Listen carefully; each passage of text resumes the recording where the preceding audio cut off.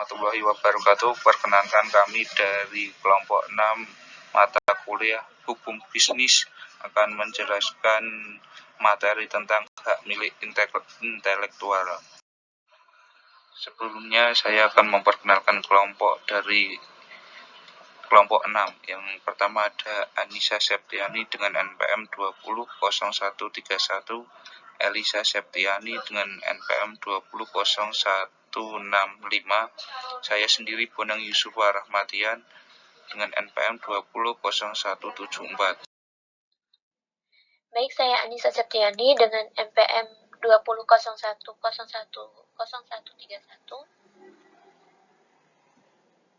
akan melanjutkan presentasi mengenai hak milik intelektual. Nah, di sini saya akan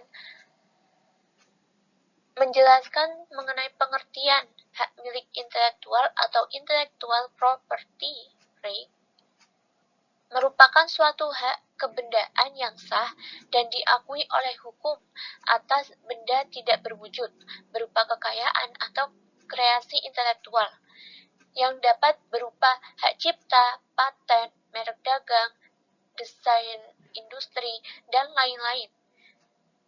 Nah, seperti hak kebendaan lainnya, hak milik intelektual ini dapat beralih atau dialihkan dan dapat dipertahankan kepemilikannya kepada siapapun. Selanjutnya, saya akan membahas mengenai merek. Nah, merek, apa itu merek? Apa sih pengertian dari merek itu sendiri? Nah, merek adalah tanda yang berupa gambar, nama, kata, huruf-huruf, angka-angka, susunan warna, atau kombinasi dari unsur-unsur tersebut yang memiliki daya perbedaan dan digunakan dalam kegiatan perdagangan barang atau jasa. Nah, di dalam merek ini terdapat 4 bagian, yaitu yang pertama ada merek dagang, merek jasa, hak atas merek, hak prioritas. Pengertian dari merek dagang itu sendiri adalah merek yang digunakan pada barang yang diperdagangkan oleh seseorang atau beberapa orang secara bersama-sama atau badan hukum untuk membedakan dengan barang-barang jenis lainnya. Yang kedua itu ada merek jasa. Merek jasa sendiri yaitu merek yang digunakan pada jasa yang diperdagangkan oleh seseorang atau beberapa orang yang bersama-sama atau badan hukum untuk membedakan dengan jasa-jasa jenis lainnya. Hak atas merek adalah hak eksklusif yang diberikan oleh negara. Jadi kepada pemilik merek yang terdaftar dalam daftar umum merek untuk jangka waktu tertentu dengan menggunakan sendiri merek tersebut dan memberikannya kepada pihak lain untuk menggunakannya. Yang terakhir ada hak prioritas. Jadi perundang-undangan tentang merek juga memperkenalkan adanya apa yang disebut dengan hak prioritas. Nah, yang dimaksud dengan hak prioritas ini adalah hak pemohon untuk mengajukan permohonan yang berasal dari negara yang bergabung dalam Paris Convention for the Protection of Industrial Property atau Agreement Establishing the World Trade Organization untuk memperoleh pengakuan bahwa tanggal penerima di negara asal merupakan tanggal prioritas di negara tujuan yang juga anggota salah satu dari kedua perjanjian itu selama pengajuan tersebut dilakukan dalam kurun waktu yang telah ditentukan berdasarkan Paris Convention for the Protection of Industrial Property. Di sini, agar pemilik merek memperoleh hak eksklusif atas merek dan mendapatkan perlindungan hukum, maka pemilik merek yang yang beritikat baik dapat mendaftarkan mereknya kepada pemerintah. Nah, akan tetapi suatu merek itu tidak dapat didaftarkan manakala mengandung unsur-unsur sebagai berikut. Yang pertama, itu merek tersebut bertentangan dengan perundang-undangan yang berlaku. Kedua, merek tidak memiliki daya perbedaan.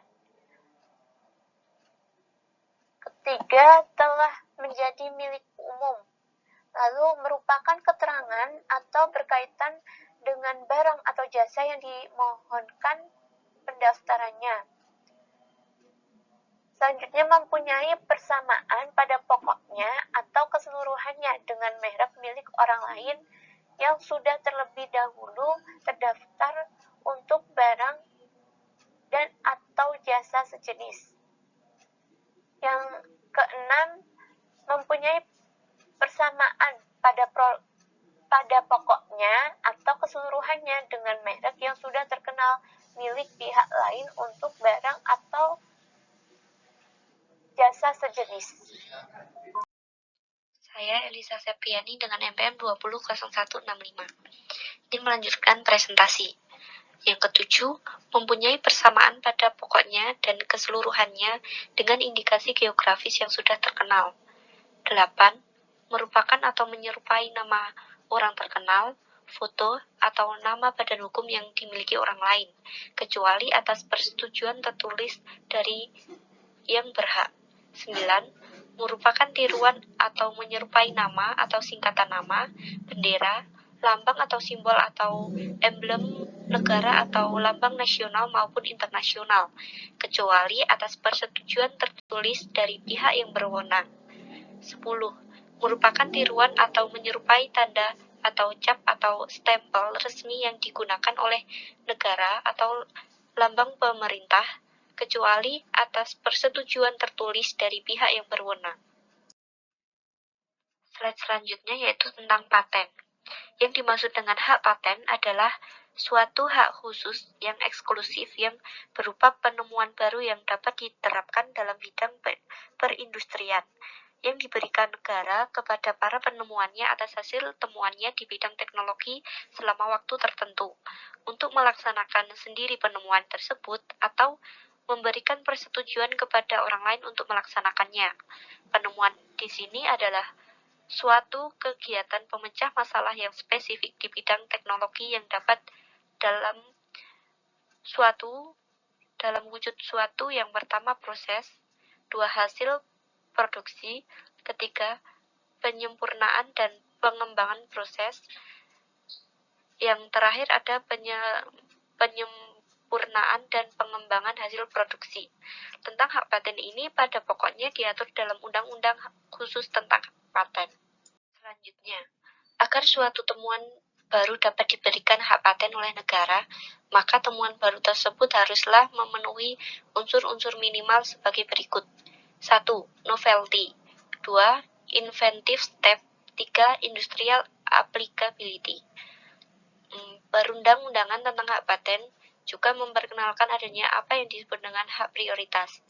Perkenankan saya Boneng Suwarahmatian dengan NPM 200174 akan melanjutkan presentasi tentang penemuan yang tidak dapat diberikan hak paten.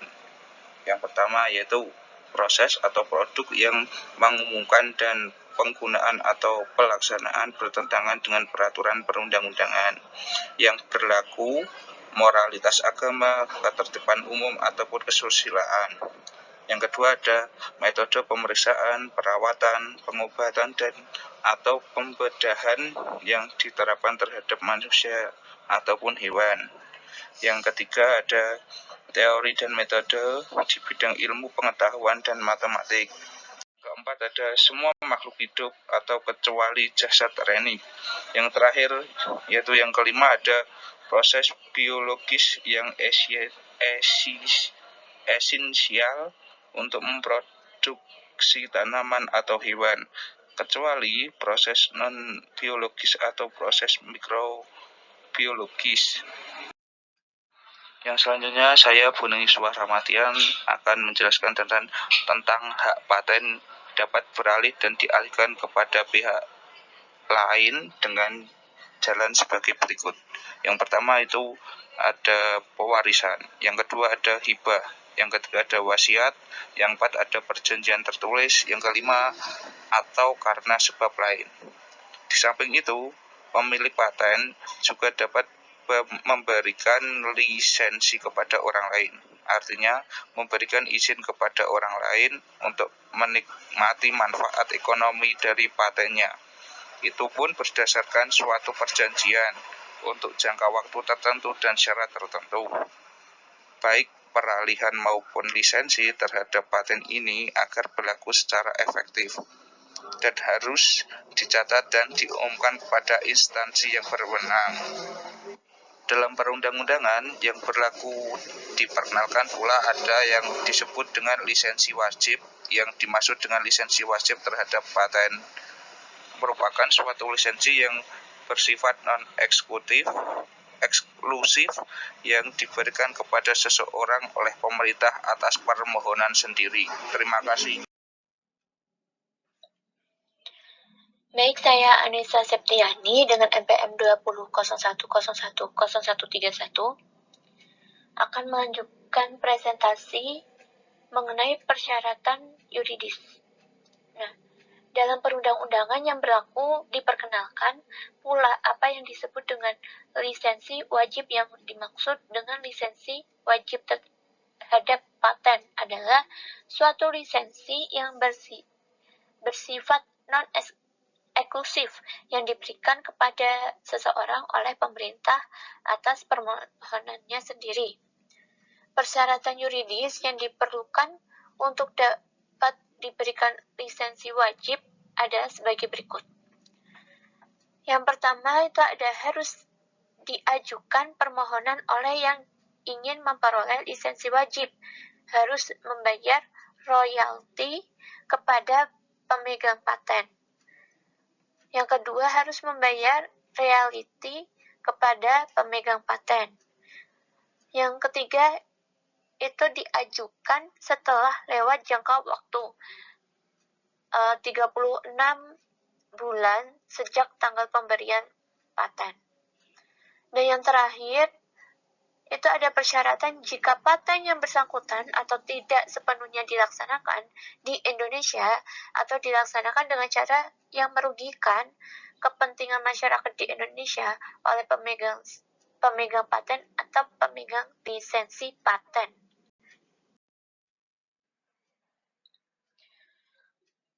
Selanjutnya menjelaskan mengenai hak cipta. Apa itu hak cipta? Yang dimaksud dengan hak cipta adalah hak khusus bagi pencipta atau penerima hak untuk mengumumkan atau memperbanyak ciptaannya atau memberi izin untuk itu dalam bidang pengetahuan, kesenian, dan kesastraan dengan pembatasan-pembatasan tertentu. Jadi ketentuan pokok tentang hak cipta terdapat dalam suatu undang-undang khusus tentang hak cipta. Nah, dengan demikian, objek dari pengaturan tentang hak cipta adalah ciptaan di bidang pengetahuan, kesenian, dan kesastraan yang meliputi hal-hal sebagai berikut. Itu ada buku. Yang kedua ada program komputer, pamflet, susunan perwajahan karya tulis yang diterbitkan, dan semua hasil karya tulis lainnya. Yang ketiga itu ceramah, kuliah, pidato, dan ciptaan lainnya yang diwujudkan dengan cara yang diucapkan secara langsung. Yang keempat itu ada alat peraga yang dibuat untuk kepentingan ilmu pengetahuan. Lalu ada ciptaan lagu atau musik dengan atau tanpa teks, termasuk karawitan dan rekaman suara. Yang keenam, terdapat tari, koreografi, drama, perwajangan, dan pantomim. Yang ketujuh ada karya pertunjukan, seperti pertunjukan drama, pertunjukan tarian, atau pertunjukan yang lainnya. Yang kedelapan ada karya siaran. Nah, di karya siaran ini itu seperti contoh siaran radio, siaran siaran seperti saat ini yang sangat trending, siaran live TikTok atau apapun yang lainnya, Instagram, itu masih ada banyak lagi. Yang selanjutnya itu ada seni rupa dalam segala bentuk, seperti seni lukis, gambar, seni ukir, seni kaligrafi, seni pahat, seni patung, kolase, seni tarap yang berupa seni kerajinan tangan. Yang ke-10 selanjutnya itu ada arsitektur.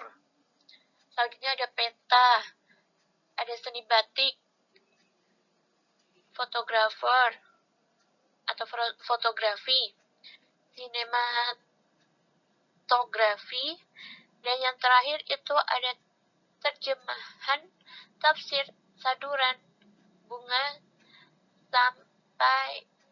rampai, dan karya lainnya dari hasil pengalih wujudan. Jadi dengan objek ini, pengaturan tentang hak cipta pada bidang pengetahuan itu mempunyai banyak hal yang bisa kita sampaikan melalui seperti buku tadi. Buku kita dapat menulis sesuatu, menulis atau menyampaikan dengan secara tulisan. Saya Elisa Septiani dengan NPM 200165 ingin melanjutkan presentasi tentang lamanya masa berlaku hak cipta. Yang pertama, masa berlaku seumur hidup pencipta dan terus berlangsung selama 50 tahun setelah pencipta meninggal dunia atau 50 tahun sejak diumumkan jika pemegang hak cipta tersebut adalah badan hukum, yaitu untuk hak cipta atas ciptaan sebagai berikut. A. Hukum, pamflet, buku, pamflet, dan semua hasil karya tulisnya. B. Ceramah, kuliah, pidato, dan ciptaan lainnya yang diwujudkan dengan cara diucapkan. C. Alat peraga yang dibuat untuk kepentingan ilmu pengetahuan. D. Ciptaan lagu atau musik dengan atau tanpa teks, termasuk kerawitan dan rekaman suara. E. Tari itu termasuk koreografi, drama, perwayangan, dan pantomim. F. Karya pertunjukan. G. Karya siaran. H. Seni rupa dalam segala bentuk seperti seni lukis, gambar, seni ukir, seni kaligrafi, seni pahat, seni patung, kolase, seni terapan yang berupa seni kerajinan tangan. I. Arsitektur. J. Peta. K. Seni batik. I. Fotografi. N. Sinematografi. Dan terakhir, terjemahan, tafsiran, saduran, bunga rampai, dan karya lainnya dari hasil pengalih wujudan. Slide selanjutnya yaitu yang kedua, masa berlaku untuk 50 tahun sejak pertama kali diumumkan, yaitu atas hasil-hasil ciptaan sebagai berikut. A. Program komputer. B. Sinematografi. C. Rekaman suara. D. Karya pertunjukan. D. Karya siaran. Slide selanjutnya yaitu yang ketiga, masa berlaku untuk 25 tahun, yaitu untuk hak cipta atas ciptaan sebagai berikut. A. Fotografi. B. Saduran, bunga rampai, dan karya lainnya dari hasil pengalih wujudan. C. Karya seni susun perwajahan, karya tulis yang diterbitkan. Baik, saya penagih suara Madian NPM 200174 akan meneruskan penjelasan tentang tindakan yang tidak dianggap pelanggaran hak cipta menurut kebiasaan yang berlaku, yaitu terhadap tindakan-tindakan sebagai berikut. Yang pertama yaitu penciptaan orang yang digunakan untuk keperluan pendidikan, penulisan kritik, dan tujuan sesuatu masalah dengan ketentuan tidak merugikan kepentingan bagi penciptanya. Yang kedua yaitu ciptaan orang lain digunakan untuk keperluan pembelaan di dalam dan di luar pengadilan. Yang ketiga yaitu penciptaan orang lain yang digunakan untuk ceramah yang semata-mata untuk tujuan pendidikan dan ilmu pengetahuan. Yang keempat, ada penciptaan orang lain digunakan untuk pertunjukan atau pementasan yang tidak dipungut bayaran, asalkan tidak merugikan kepentingan dari pencipta. Yang kelima, ada ciptaan orang lain dalam bidang ilmu pengetahuan, seni, dan sastra diperbanyak dengan huruf Braille guna keperluan para tunanetra, kecuali terhadap perpajakan yang bersifat komersial. Yang keenam yaitu ciptaan orang lain selain program komputer yang diperbanyak secara terbatas dengan cara atau alat apapun atau proses yang serupa oleh perpustakaan umum, lembaga ilmu pengetahuan atau pendidikan, dan pusat dokumentasi yang non-komersial semata-mata untuk keperluan aktivitasnya. Yang ketujuh, ada perubahan yang dilakukan atas arsitektur seperti ciptaan bangunan berdasarkan pertimbangan pelaksanaan teknis. Yang terakhir, yang kedelapan, yaitu ada perbuatan salinan cat dengan suatu program komputer oleh pemilik program komputer yang dilakukan semata-mata untuk digunakan sendiri. Demikian presentasi dari kelompok 6. Mohon maaf bila ada kesalahan atau tutur kata yang kurang berkenan dari kelompok kami. Jika ada pertanyaan, silahkan ajukan pertanyaan tersebut. Terima kasih. Saya akhiri. Billahi taufiq wal hidayah. Wassalamualaikum warahmatullahi wabarakatuh.